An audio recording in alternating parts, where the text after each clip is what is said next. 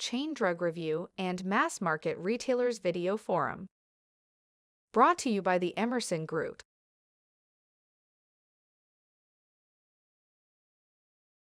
Hello, everyone. I'm Jeffrey Wolt, Editor-in-Chief of Retail Media IQ.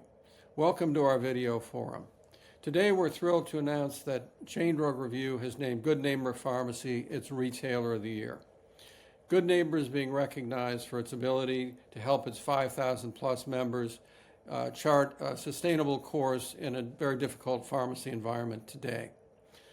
Today we'll hear from two executives, Tim Cernohous, Senior Vice President and President of Community, Retail, and Long-Term Care Pharmacy at Cencora, Good Neighbor's parent company, and Jenni Zilka, Senior Vice President of Community and Specialty Pharmacy and President of Good Neighbor Pharmacy. Jenni begins by talking about one of the important factors that sets Good Neighbor apart in the marketplace. What's interesting about independents, I think, is, they're part of the community.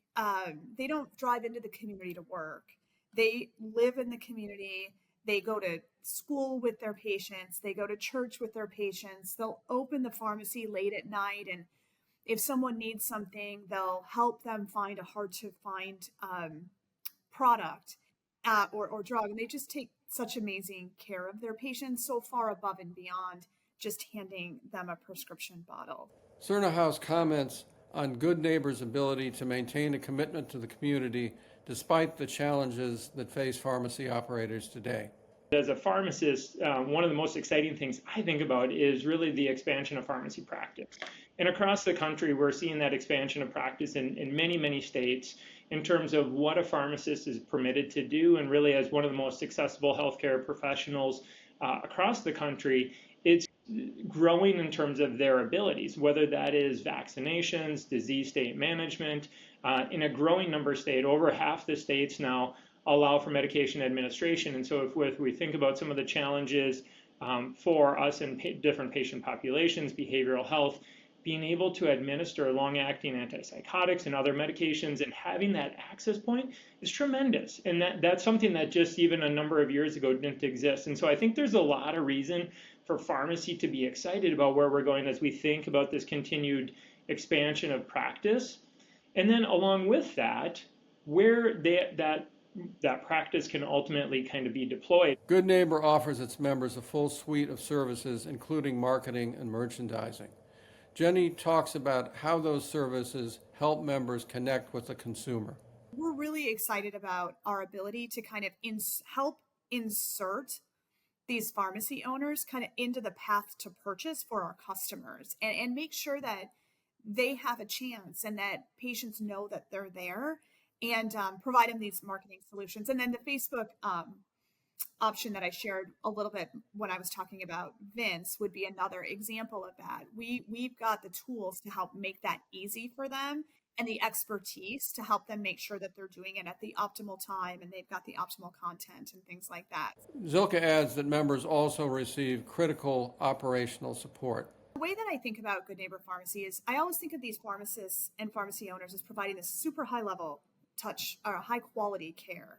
And I think of us as their kind of support system behind them, right? Maybe a little bit of the wind beneath their wings, but our hope is that we can help provide that back office support, things like marketing, merchandising, of course, the advocacy that you spoke about, so that our pharmacists can continue to focus on caring for their patients, right? They don't have a big, back office headquarters somewhere that's powering them.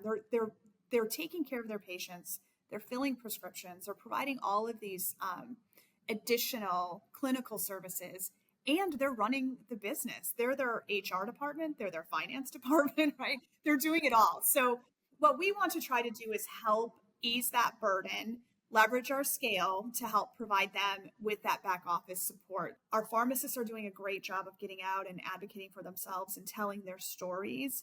But we also are very proud to spend a lot of time in DC, as well as helping our pharmacies engage with their local lawmakers to have a seat at the table and be able to share their story with their lawmakers, both at the federal and the state level. Tim concludes by looking at new opportunities for Good Neighbor members and the need to create a sustainable path for growth? So after we think about the expansion of practice and really what a pharmacist's abilities are to do in an increasing number of states, they can also now practice in a number of additional locations or deploy their services into those added locations. And so what does that mean to me and what do I hear from my customers?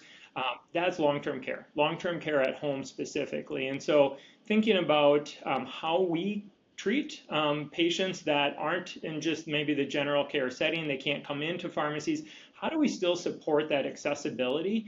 And so long-term care at home allows pharmacies now to be able to provide enhanced services, whether that be clinical services, custom packaging, but under certain requirements, they're able to now extend their services into patients in the home, work to keep them in the home, and also in many cases be able to get enhanced reimbursement for that. So I think that expansion of the care settings that they're able to serve are really an exciting opportunity, an emerging area for pharmacy that I'm hoping most pharmacies, if not all pharmacies, are thinking about. And so just kind of, again, stepping back and thinking about the risks and the opportunities that exist out there, that sustainability of pharmacy is going to be really key for us as a profession and as an industry to make sure that we help to get pharmacy into a sustainable path that they can really reliably make investments around. And so the next 12 to 18 months, I think, are just going to be really critical time for pharmacy. And then what is that trajectory overall?